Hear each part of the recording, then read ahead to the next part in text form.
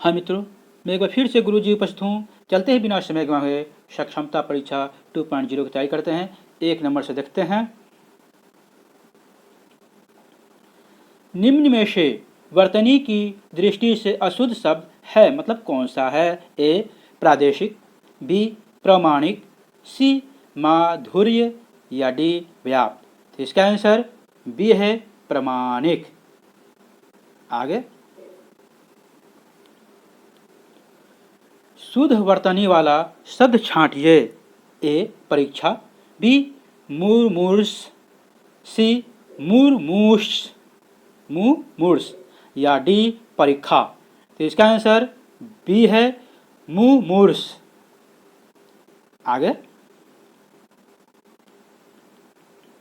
दिए गए शब्दों में शुद्ध वर्तनी वाला शब्द को छांटिए। जी हाँ, दिए गए शब्दों में शुद्ध वर्तनी वाला शब्द है मतलब कौन है? ए सर्वोत्तम, बी सांसारिक या सी सच्चिदानंद या डी कृति। तो इसका आंसर सी है सच्चिदानंद। आगे,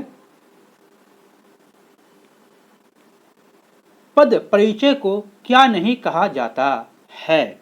जी, पद परिचय को क्या नहीं कहा जाता है? ए पद संगठन, बी पद निर्देशन या सी पदान्वय। जी हाँ, पदान्वय या डी पद निर्णय। फिर से, पद परिचय को क्या नहीं कहा जाता है? ए पद संगठन, बी पद निर्देशन या सी पदान्वय या डी पद निर्णय। तो इसका आंसर ए है पद संगठन। आगे, स्त्रीलिंग शब्द है, इनमें से स्त्रीलिंग शब्द कौन सा? देखिए, ए सलाद, बी सनद, सी सारस या डी सलाम। स्त्रीलिंग शब्द है ए सलाद, बी सनद, सी सारस या डी सलाम। तो इसका आंसर बी है शनक। आगे, पुल्लिंग वाले शब्द छांटिए। जिनमें से कौन सा पुल्लिंग है उसको छांटना है। ए कैमरा, बी पायल, सी प्लेट या डी तलवार। तो पुल्लिंग शब्द है ए कैमरा। आगे, दिए गए विकल्पों में से वह शब्द चुनिए जिसका प्रयोग सदा एक वचन में होता है। यहाँ सदा चुनिए यहाँ होगा।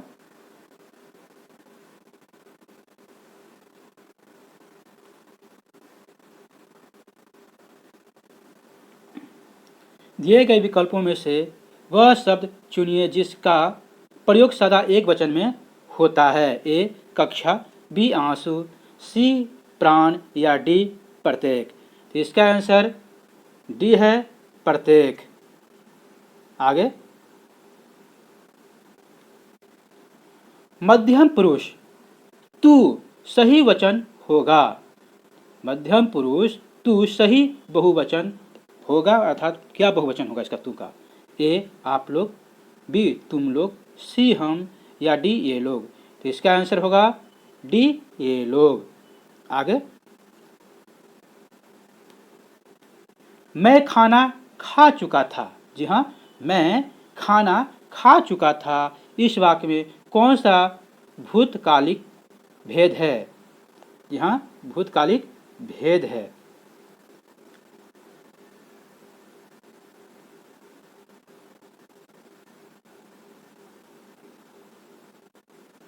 ये बताइए, मैं खाना खा चुका था। इस वाक्य में कौन सा भूतकालिक भेद है? ये बताइए। ए समानभूत, बी पूर्णभूत, सी आसनभूत या डी संदिग्ध भूत। तो इसका आंसर बी है पूर्णभूत। आगे, कर्कश का विलोम नीचे दिए गए विकल्पों में से चुनिए।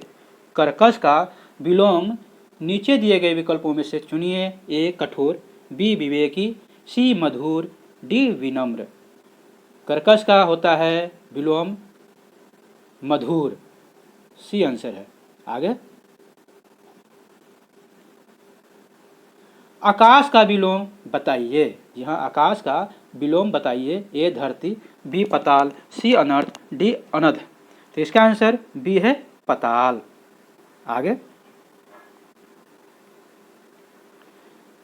शे अलगाव किस विभक्ति का बोध चिन्ह है? जी हाँ, अलगाव का चिन्ह किस विभक्ति का बोधक चिन्ह है? से ए संप्रदान, बी कर्म, डी अधिकरण, सी अपदान। तो इसका आंसर डी है अपदान, से अपदान। ठीक है, आगे 12 नंबर, वह अगले साल आएगा। जी हाँ, वह अगले साल आएगा, इस वाक्य में कौन सा कारक है? ए अपादान कारक, सी संबंध कारक, सी अधिकरण कारक, या डी कर्म कारक। तो इसका आंसर सी है अधिकरण कारक। आगे, रिक्त स्थान पर उचित शब्द बताइए। गांधी जी का राम राज्य का स्वप्न आज तक खाली स्थान नहीं हुआ है, आकार नहीं हुआ है, निराकार नहीं हुआ है, या साकार नहीं हुआ है, या डी विकार नहीं हुआ है। जी बताइए। ए आकार, बी निराकार, सी साकार, या डी स्वीकार। तो इसका आंसर सी है साकार। आगे,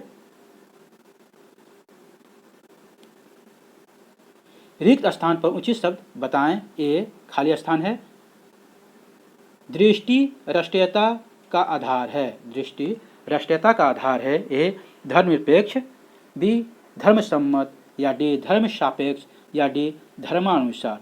तो इसका आंसर ए है धर्मनिरपेक्ष। आगे,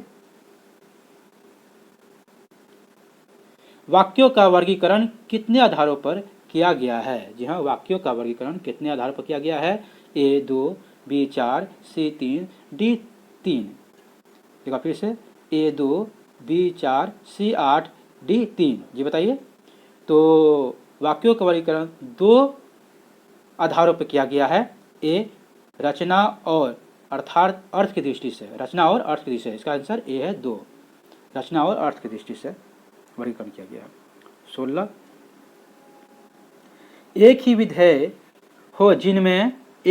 हो जिनमें मिश्र वाक्य है, बी क्रम पूर्वक है, पूरक वाक्य, या सी सरल वाक्य, या डी संयुक्त वाक्य। तो इसका आंसर है सी सरल वाक्य। आगे,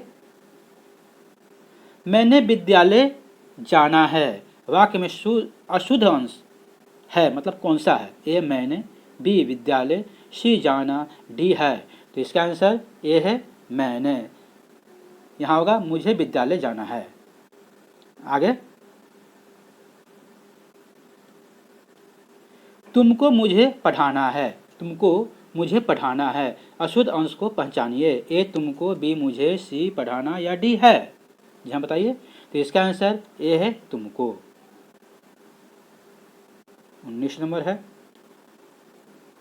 किसी अक्षर या शब्द पर विशेष बल देने के लिए चिन्ह का प्रयोग किया जाता है, उसे क्या कहते हैं? देखिए, इकहरा उद्धरण, बी दोहरा उद्धरण, सी विवरण चिन्ह, या डी विस्मरण। तो इसका आंसर ए है इकहरा उद्धरण। आगे, निम्नलिखित में से निर्देशक चिन्ह को कौन सा है? निर्देशक चिन्ह कौन सा है? ए बी सी या डी? तो इसका आंसर डी है निर्देशक चिन्ह है। आगे, खाल का घर मुहावरे का अर्थ है, क्या है? आसान काम, बी मौसी का घर, या सी विषम परिस्थिति, या डी उपयुक्त में से कोई नहीं। जी बताइए।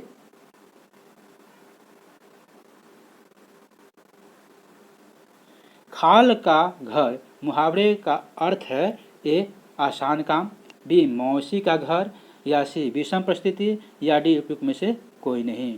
तो इसका आंसर है ए आसान काम। और यहाँ तक बनने के लिए थैंक यू, शुक्रिया, बहुत बहुत धन्यवाद।